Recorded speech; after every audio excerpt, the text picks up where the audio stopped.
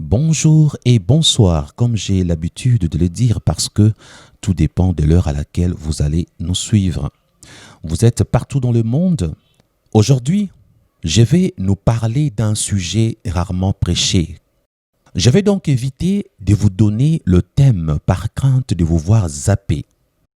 C'est vraiment un sujet qui apparemment ne va pas vous intéresser. Tenez donc, si je pose une question, pourquoi prions-nous? Quelle réponse me donneriez-vous? Et si j'en pose une autre, écoutez, pourquoi croyons-nous en Dieu? Quelle réponse me donneriez-vous? Pourquoi prions-nous? Pourquoi croire en Dieu? Pourquoi recevoir Jésus-Christ dans sa vie comme Seigneur et Sauveur? Vos réponses ressembleront à ceci. Nous prions Dieu pour qu'il nous bénisse, qu'il nous donne l'argent, le mariage, le travail, qu'il nous guérisse de nos infirmités, qu'il fasse ceci, qu'il fasse cela, n'est-ce pas? Beaucoup de gens cherchent Dieu pour résoudre leurs multiples problèmes. Celui qui a faim espère mieux manger demain, alors il prie. Celui qui est malade espère guérir, alors il prie. Celui qui a des problèmes la nuit s'attend à la délivrance, alors il prie. Les gens prient par intérêt.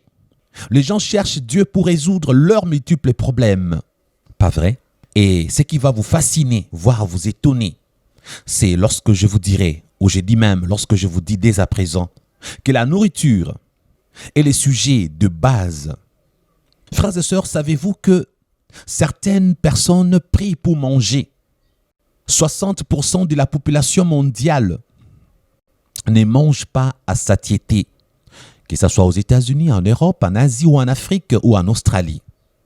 Parce que le pauvre, il y en a partout. Même dans la Bible, Jésus a dit, ne vous inquiétez pas de quoi vous allez manger. Ne vous souciez pas que ce que vous mangerez. Votre Père Céleste sait que vous avez besoin de la nourriture. À chaque jour suffit sa peine. Frères et sœurs, beaucoup prient aussi pour manger. Beaucoup sont devenus chrétiens pour chercher de quoi mettre sous la dent. Il y a même des prédicateurs du ventre, ceux qui prêchent Jésus pour de l'argent. Je ne suis pas en train de mépriser l'évangélisation dans les bus en Afrique. Mais la majorité de ceux qui prêchent dans les bus en Afrique, ils cherchent le pain. Ceux qui prêchent dans le marché, ils cherchent à manger. Ils prêchent pour leur ventre. Parce que Jésus-Christ est devenu aussi le sujet de commerce. Il y en a qui marchent avec le nom de Jésus pour se faire de l'argent. Eh oui, pourquoi prions-nous? Nombreux prient pour résoudre leurs problèmes. Frères et sœurs, toi qui es africain, né en France, africain, né en Belgique, africain, né en Italie, africain, né en Australie, aux États-Unis ou en Asie, tu ne vas pas comprendre ce que je vais dire à présent. Il existe des enfants en Afrique qui n'ont jamais goûté à une barre chocolatée, qui n'ont jamais mangé du chocolat. Eh oui. Il y en a même qui mangent la viande une fois par an, à la fin de l'année, au début de l'année. Eh oui. Pour manger de la viande, les parents doivent prier, frères et sœurs. Donc certains prient à cause de la famine. Nombreux prient à cause de leur crise, de leur pauvreté, de leur misère. La prière devient une consolation. Vous savez, vous qui n'avez jamais manqué à manger, vous ne comprendrez pas comment quelqu'un peut devenir chrétien rien que parce qu'il a faim. Eh oui, il y a des gens pour manger, ils prient. Lorsque Dieu donne à manger, ils font des témoignages dans leurs petites églises. Je vous assure, pénible à entendre, difficile à comprendre, mais réalité. Je me suis retrouvé un jour dans un coin reculé de Kinshasa où j'ai donné un petit montant à un garçon. La personne était prête à m'adorer, à se mettre même à genoux pour me vénérer. Ça m'a gêné, mais on m'a fait comprendre que dans ces coins-là, $1 était beaucoup d'argent, frères et sœurs. Il y a aussi des gens qui ont quand même l'argent. Ils ne prient pas Dieu parce qu'ils ont besoin de manger. Ils sont quand même chrétiens, mais qui, à un certain moment dans leur vie, ou à un certain moment de leur vie, ils ont quand même goûté à la famine. Ils ont quand même expérimenté le manque de nourriture. Et oui, il y en a. D'autres ont connu, non pas la disette, non pas la famine, mais pour n'avoir pas eu assez d'argent, ils ont eu à manger des choses inimaginables. J'aimerais vous dire que lorsque mon père m'a mis dehors à cause de Jésus-Christ, je vous en ai déjà parlé, je ne reviendrai pas là-dessus. Je me suis retrouvé en train de ramasser dans la poubelle pour manger. À ces moments-là, lorsque vous êtes dans la rue, un sans-abri, le plus important pour vous, ce n'est pas où dormir, ce n'est pas où passer la nuit, parce que les écoles abandonnées, il y en a. Des maisons abandonnées, il y en a. Mais la nourriture, où la trouver? Vous commencez à vivre pour la bouffe. Vous ne pensez que nourriture. Dès que vous trouvez à manger, vous êtes heureux, parce que ces jours-là, vous allez bien dormir. Vous vous dites, on verra demain. Aujourd'hui, j'ai mangé, tant mieux. Et vous êtes heureux parce que vous avez mis quelque chose sous la dent. Frères et sœurs, je vous en supplie. Lorsque vous voyez le sans-abri, je vous en supplie, donnez-leur ne fût-ce qu'à manger.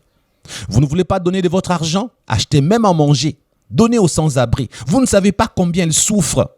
La nourriture pour eux, c'est un luxe. Je vous en supplie, s'il vous plaît. Il m'est arrivé un jour, alors que la crise battait son plein, j'ai retrouvé à manger ce que nous appelons au pays le foufou, que le Camerounais appelle les couscous. Imaginez, vous avez du couscous, mais rien à manger avec. Vous savez qu'est-ce que je fais? J'ai pris du sel, j'ai mis dans l'assiette, j'ai ajouté un peu d'eau, j'ai tourné. Alors je prenais le couscous, j'ai plongé dans l'eau salée et j'ai mangé. C'était tellement bon et merveilleux. En ce moment-là, content de trouver à manger. J'ai mangé. Lorsque je me suis rassasié, ensuite j'ai eu envie de vomir. Mais le plus important était que j'étais rassasié. Et oui, je vous assure. Dur à entendre, impossible à croire, mais des choses vraies. Un aîné dans la foi, un grand frère m'a raconté, lorsqu'il était étudiant, il était à l'université, interné là-bas, dans ce que nous appelons les homes des hommes. Avec certains amis, pas d'argent. Alors, ils cotisaient entre eux pour s'acheter une petite viande. Alors, qu'est-ce qu'ils faisaient? Il m'a dit, pour bien nous rassasier, nous faisions le fleuve, la nourriture fleuve. Ils appelaient ça comme ça.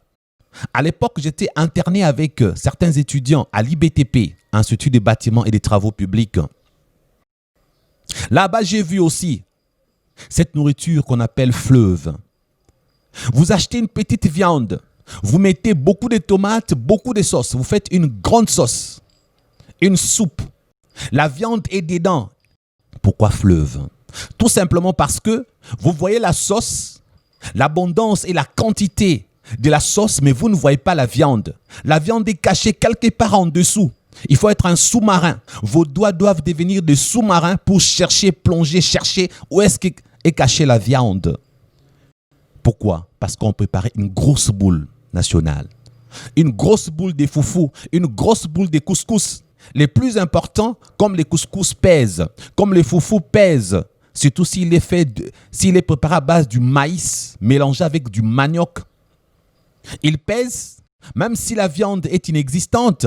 Le plus important, c'est de plonger dans la soupe, mettre dans la bouche et se rassasier. Ses grands frères me disaient ces jours-là, pendant qu'ils mangeaient, c'était la nuit avec les amis. Ils mangeaient leur grosse boule de foufou avec la sauce à la viande inexistante dedans. Chacun coupait un morceau, faisait une grosse boule, pointait dans la sauce, ramenait vers sa bouche et avalait. C'était la nuit. Et puis subitement, paf, il y a eu coupure d'électricité. Ils ont dit en lingala, comme on dit dans mon pays, le boko et bungaka monokoté. Ils ont continué à manger, mangeant, ils ont continué. Et puis paf, l'électricité a été rétablie. Ces jours-là, ça n'avait fait que 4 ou 5 minutes. Ils ont continué à manger et puis subitement, quelqu'un a crié. Ah! Mais qu'est-ce qu'il y a? Pourquoi tu as crié? Pourquoi tu as crié? Il dit, regardez dans notre sauce, regardez dans notre fleuve, regardez bien. Tout le monde a ouvert grand les yeux. Ils ont regardé dans la sauce et ils ont constaté qu'il y avait un gros cafard, bien vitaminé. Un cafard obèse, en bonne santé, était là à l'intérieur de la sauce. Tout le monde s'est arrêté de manger. Maintenant, le plus étrange et le plus étonnant est que les cafards en question bougeaient le patte. La tête, on voyait bien sa tête. On voyait le patte. Mais le gros ventre du cafard était disparu. Il n'y en avait plus. Alors, ils se sont regardés comme pour se poser la question silencieusement. Lequel de nous a-t-il mangé ces gros ventres du cafard disparu? Qui l'a coupé et l'a mangé dans les noirs sans s'en rendre compte? Alors l'un d'eux dit, mais attends, n'est-ce pas toi qui avais dit pendant qu'on mangeait dans les noirs, tu avais dit qu'il y avait une partie de la viande qui n'était pas bien cuite? N'est-ce pas toi? L'autre qui dit, ah, oui c'est vrai. Ah oui, c'est toi qui as mangé les gros ventres là. Le bien-aimé a dit, ils avaient envie de vomir. L'un d'eux avait avalé le morceau du cafard cru. En plus, quel morceau? Les ventres. Waouh, imaginez le gros ventre du cafard. Frères et sœurs, il m'est raconté pour me dire que s'il avait l'argent, ils allaient bien manger, ils allaient s'organiser, ils allaient avoir même des bougies, lampes à pétrole et autres pour allumer. Mais toutes ces choses semblaient être des luxes, au point que lorsqu'il y avait coupure d'électricité, pas de bougies à allumer, pas de lampes à pétrole, il s'est contenté de rester dans le noir jusqu'à ce que l'électricité soit rétablie. À un moment de sa vie, il a eu à manger des choses qu'il ne devait pas manger. Frères et sœurs, vous est-il déjà arrivé de manger des choses inattendues? Vous est-il déjà arrivé? Vous savez, j'avais l'une de mes grand-mères. Quand je dis l'une, parce que c'était, comme pour dire, la cousine de ma grand-mère. C'est aussi ma grand-mère, n'est-ce pas? Celle-là était vraiment une sorcière. Qu'est-ce qu'elle faisait? Elle préparait une bonne viande. Elle savait préparer. Elle préparait très bien. Ça sentait bon. C'était bon à manger. Mais qu'est-ce qu'elle faisait de la nourriture? Je vous dirai après. Lorsque vous arrivez chez elle, elle vous reçoit avec plaisir. Elle vous reçoit avec joie. Vous vous mettez à table. Vous commencez à manger. Après, vous êtes heureux. Un jour, Dieu m'a permis de la surprendre lorsque elle faisait sa cuisine en secret, en privé, là-bas dans la cuisine. Vous savez ce qu'elle faisait? Elle prenait sa nourriture, elle crachait dedans. Elle jetait des salives dedans. Pendant qu'elle jetait sa salive dedans, elle crachait dans sa nourriture, elle faisait des incantations. La bonne grand-mère qui vous recevait avec joie, avec sourire aux lèvres, la grosse banane sur le visage, n'était qu'une sorcière qui vous faisait manger une nourriture polluée, une nourriture sale. Frères et sœurs, tous ceux et toutes celles qui venaient la voir, la visiter, avaient un jour mangé son crachat, sa salive sans s'en rendre compte, sans les savoir.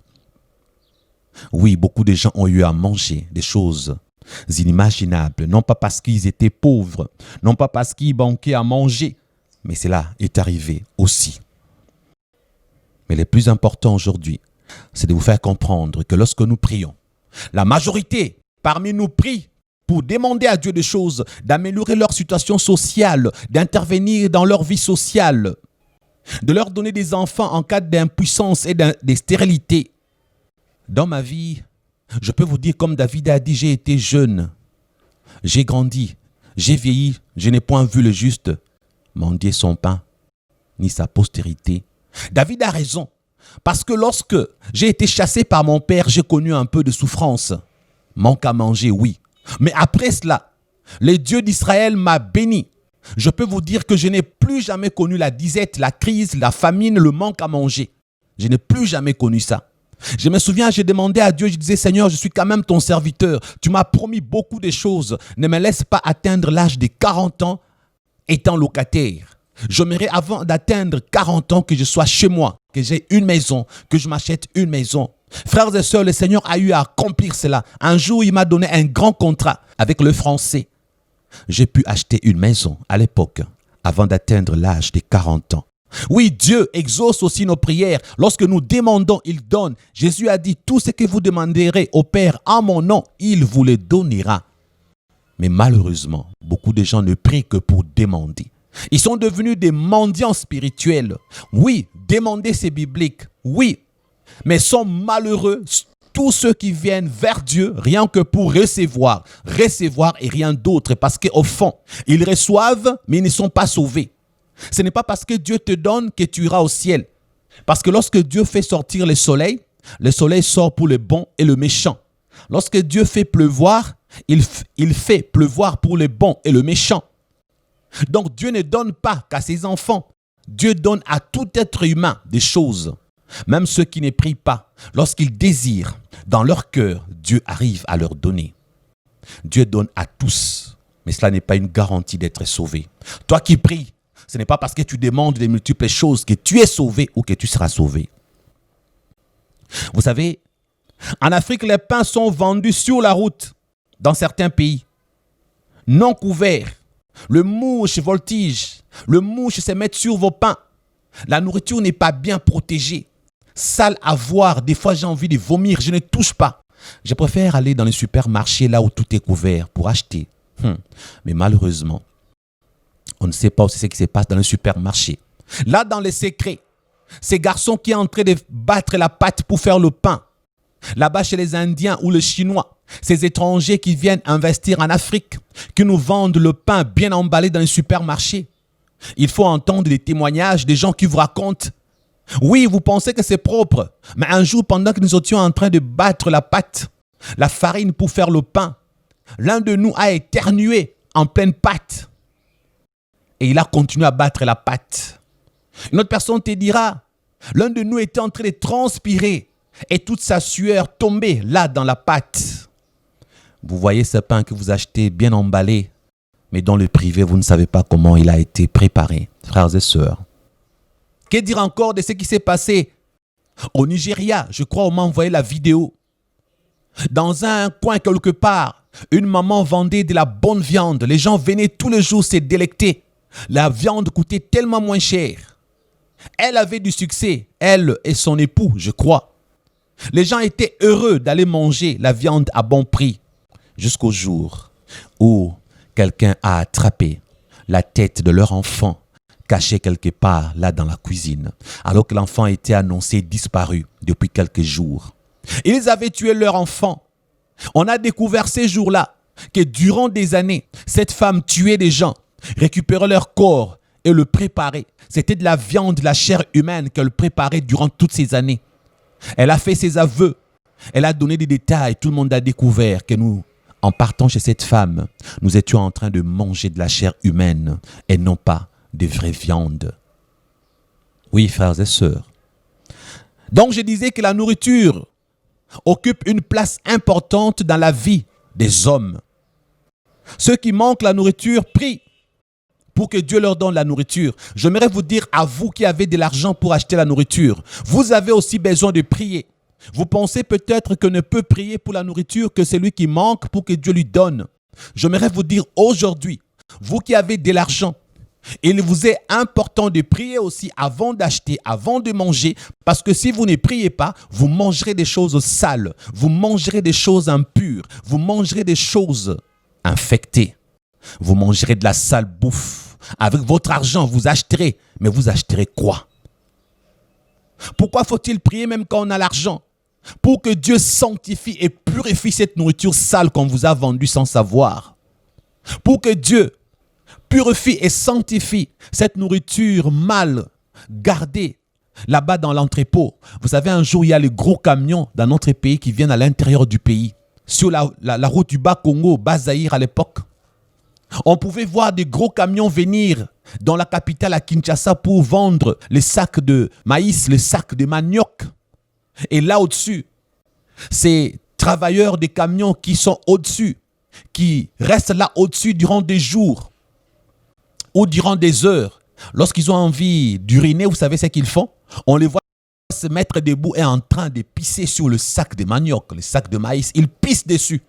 Oui, frères et sœurs, là au-dessus sur le sac.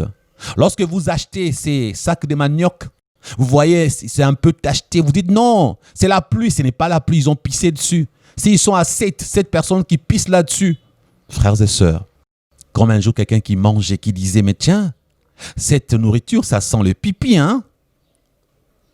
Eh oui. Tu as l'impression que ça sent le pipi? Peut-être que c'est vraiment du pipi que tu es en train de manger, frères et sœurs. Il n'y a pas longtemps ici au pays, sur une chaîne congolaise à succès, Molière TV, une maman avait été attrapée. On l'a filmée. Elle était là sans se gêner, en train de reconnaître pour avoir du succès, pour vendre ses beignets et la pâte d'arachide qui accompagnait ses beignets. Elle prenait sa merde, son caca, elle plongeait là-dedans, elle tournait. Elle disait, vous savez quoi? Les gens aiment ça. Parce que lorsque je fais comme ça, ils viennent nombreux, ils viennent acheter. Frères et sœurs, quand vous allez au marché, cette maman qui vend beaucoup là, vous ne savez pas pourquoi elle vend beaucoup. Satan ne fait rien de propre. Ceux qui vont chez Satan dire, j'aimerais vendre beaucoup. Voilà ce que Satan leur dit. Pisse des dents. Mets le caca des dents. C'est ça Satan. Eh oui, que de réalité. Des choses, lorsque vous les entendez, cela vous énerve. Vous vous dites, mais où allons-nous? Oui, frères et sœurs. Un jour, je disais qu'il faut prier beaucoup et ne pas se fatiguer ni se relâcher. Par moments, quand nous prêchons, nous nous posons des questions. Est-ce que les gens comprennent? Les gens nous prennent pour des fous, alors que c'est le monde qui est devenu fou. Les gens nous prennent pour des marginaux, alors que les réalités du monde sont atroces, frères et sœurs. Il y a des choses, lorsque vous les voyez avec vos yeux, vous croyez, mais cela vous énerve. Oui, je vous dis. Comme je le disais au départ, si les pauvres prient pour que Dieu leur donne la nourriture, vous qui êtes riches, vous qui avez l'argent, vous qui avez les possibilités, priez lorsque vous achetez certaines nourritures. Vous en avez besoin. Parce que si Dieu ne protège pas, vous acheterez la mort. Avant, le fruit était planté sur des sols riches. Aujourd'hui, c'est les produits chimiques, des engrais chimiques. Que dire des viandes aux hormones fabriquées aux États-Unis? Que dire de poules qu'on élève à grande échelle? J'ai de documentaires. Si vous voyez comment on élève le porc, on élève le poule, vous allez avoir envie de vomir. Les choses artificielles que nous mangeons nous donnent des cancers, des maladies. Oui, même vous qui dites que vous avez de l'argent, priez aussi pour la nourriture, pour que Dieu vous protège. Avant de passer, j'aime toujours déconseiller ceux qui mangent de nourriture préparée. En Afrique, sur les rues, l'hygiène n'est pas assurée. Vous savez, un jour, il y avait quelqu'un qui avait tellement faim. Voulant aller au travail, la personne s'est dit, je vais acheter le beignet qu'on fabrique sur la route. Je vais manger rapidement et puis je vais aller au travail. Alors, il y avait une maman, obèse comme pas possible, qui faisait le beignet, le mikaté, là, quelque part au bord de la route. Vous savez comment on fait en Afrique? Je ne sais pas si vous avez déjà vu. Elle prend sa main, elle plonge dans la marmite, là où il y a la pâte des beignets. Elle tire, elle fait une boule, elle jette dans l'huile bouillante. Elle fait encore, avec ses doigts, elle crée une boule, elle jette dans l'huile bouillante. Il y avait un monsieur qui était en face de l'autre côté de l'avenue qui regardait cette maman faire. Avec dextérité, elle savait très bien le faire. Maintenant, un passant qui était sur la route, qui passait son chemin, avait eu envie de se moucher. La personne qui avait envie de se moucher n'avait pas les papiers mouchoirs, ce que nous appelons au Congo papier mouchoir. Il n'avait rien. Alors il regarde de gauche à droite, personne ne le regardait. Il a pris son doigt, je crois son pouce ou son index. Il a fermé le trou. Vous voyez le nez, n'est-ce pas? Il y a 2 trous. Il a bouché les trous droits de son nez avec son index ou le pouce, je ne sais pas. Il a bouché. Alors il a poussé. Je ne sais pas si vous voyez l'image. Quand il pousse, un gros truc gluant sorti de son narine gauche avec une vitesse minimum 80 à l'heure. Et comme il y avait une voiture qui venait à contresens, le gros truc gluant qui était sorti de son nez, la voiture va récupérer la chose. Le gros truc gluant qui venait de son narine gauche a été récupéré par le vent pour être jeté dans la marmite, là où la dame était en train de faire le beignet. La dame n'a rien vu parce qu'elle regardait à côté. Mais lorsqu'elle a plongé ses doigts, elle a récupéré cette morve avec la pâte des beignets. Elle a fait la boule et l'a jetée dans l'huile bouillante. Et personne ne pouvait imaginer que parmi le beignet qui était en train de cuire dans la marmite, et il y en avait un avec un gros truc gluant dedans. Personne ne pouvait imaginer cela. Et alors le frère en question arrive, celui dont je vous parlais au début, pour acheter les beignets. On lui sert le beignet. Malheureusement pour lui, le beignet là était l'un des beignets qu'on lui avait servi. Il s'est mis à manger rapidement. Arrivé à l'autre beignet suspect, il dit « Maman, mais ces beignets n'est pas très bien cuits, hein? C'est un peu salé là. » Là, on m'a dit « Oh, ça arrive que certains endroits des beignets soient un peu salés. Vous savez quand on mélange les sucres et les sels là. Vous qui n'avez jamais su, en Afrique, lorsqu'on fait le beignet, pour que le sucre se sente très bien, on y ajoute toujours un peu du sel. Les gens souvent, lorsque les gens mangent les beignets, ils sentent un petit endroit salé, ils comprennent que non, c'est l'endroit où les sels n'avaient pas été bien mélangés avec le sucre. Or, ces jours-là, c'était le goût de la morve, le gros truc gluant qui était sorti du nez du passant que le monsieur avait mangé. Comment on a su qu'il avait mangé cela? Parce que quelqu'un qui avait vu la scène s'est passé, s'était pointé pour dire « Mais maman, tu n'avais pas fait attention, quelqu'un a eu à se moucher. » Et la chose était tombée dans la marmite. C'est alors que le monsieur, quand il ouvre le reste de son beignet, il a vu un truc tomber là, un truc gluant qui sortait de l'intérieur de son beignet. Frères et sœurs, là vous allez me poser la question, mais pasteur Christian, s'il avait prié, est-ce que la morve allait disparaître? Je ne sais pas. Mais le plus important est qu'il faut toujours prier avant de manger, n'est-ce pas? Alors, si je reviens aux deux questions que je vous avais posées tout à l'heure, mais pourquoi prions-nous donc? Pourquoi croyons-nous en Dieu? Frères et sœurs, la vraie réponse est pour que nous allions au paradis. Pourquoi prions-nous? Pourquoi croyons-nous? La Bible dit dès lors, Jésus commença à prêcher et à dire, le royaume des cieux est proche, répentez-vous, frères et sœurs. Lorsque la Bible nous parle de la repentance, lorsque la Bible nous parle de recevoir Jésus comme Seigneur et Sauveur, le don gratuit de Dieu pour notre foi, c'est la vie éternelle, le royaume des cieux, le royaume des dieux. La Bible dit les salaires du péché, c'est la mort, mais les dons gratuits de Dieu, c'est la vie éternelle. Cette vie éternelle que nous allons vivre dans le royaume des cieux. Nous croyons pour avoir la vie éternelle. Nous nous convertissons pour le royaume des cieux. Mais nombreux sont ceux qui, aujourd'hui, sont chrétiens, non pas parce qu'ils pensent au royaume des cieux, prient, non pas parce qu'il y a une promesse de la vie éternelle, mais les gens prient pour la bonne vie terrestre.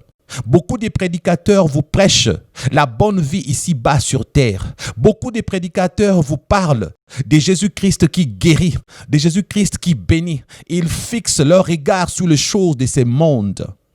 Ils vous parlent d'un Jésus qui sauve, qui guérit, qui donne des bénédictions pour cette vie présente. Nombreux ne vous parlent pas du royaume des cieux parce qu'ils savent, s'ils vous parlent du royaume des dieux, le royaume des cieux, le paradis, vous ne serez pas intéressés. D'ailleurs, moi-même aujourd'hui, j'ai voulu vous en parler, mais j'ai eu peur que vous puissiez zapper ces messages.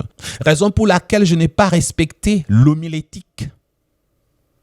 Les théologiens vont me juger et me condamner. C'est quel genre de prédicateur qui a commencé son message sans annoncer le thème? Eh oui, je n'ai pas besoin de respecter l'homilétique. J'ai besoin d'être poussé par l'Esprit de Dieu. Le thème de mon message est le royaume des dieux, le royaume des cieux et la vie éternelle. Je vous parlerai à la longue dans les prochains jours. Je vous donnerai la différence, s'il y en a, entre le royaume des dieux, le royaume des cieux et la vie éternelle. Si différence n'existe pas, alors nous dirons que ce sont peut-être des synonymes ou alors des choses attachées ensemble. Quand on parle du royaume des dieux, quand on parle du royaume des dieux, on fait allusion à quoi? Quand on parle du royaume des cieux, on fait allusion à quoi? Lorsqu'on parle de la vie éternelle, mais de quoi parle-t-on? Où sera vécue cette vie éternelle? Est-ce que ça vous intéresse?